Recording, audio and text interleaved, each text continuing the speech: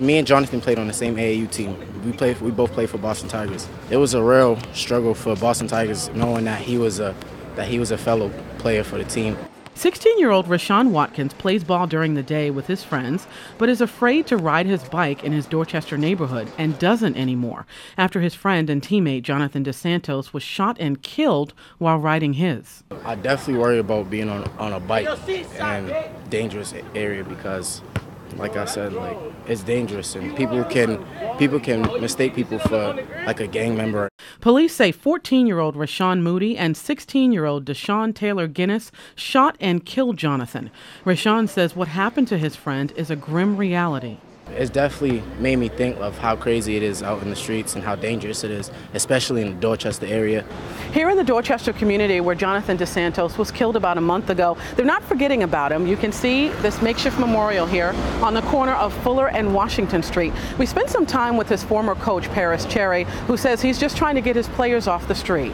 The sad reality is every moment that a kid's on the street is an opportunity for something bad to happen. So we don't want to be reactionary, but we want to be proactive and make sure that we keep the kids that we're working with off the street and safe as much as possible. And having a van will go a huge way to making that a reality. Jonathan told his coach he didn't feel safe walking in the street and always wanted to ride home. So Cherry has applied for an emergency grant to get a van to drop his players off after games.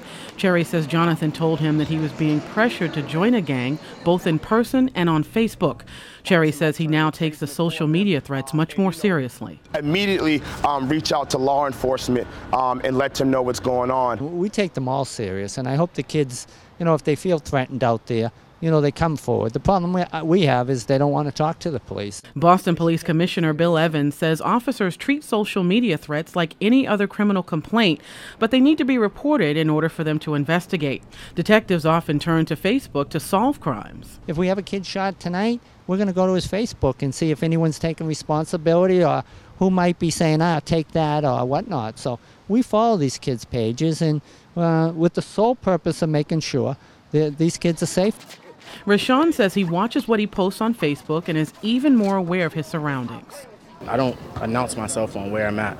I probably write statuses about personal life or something like that, but I never write statuses really on where I'm at or what I'm doing at the moment.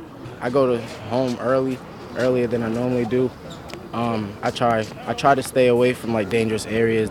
Simple or common sense precautions that could prove life-saving. From WGBH News, I'm Tina Martin.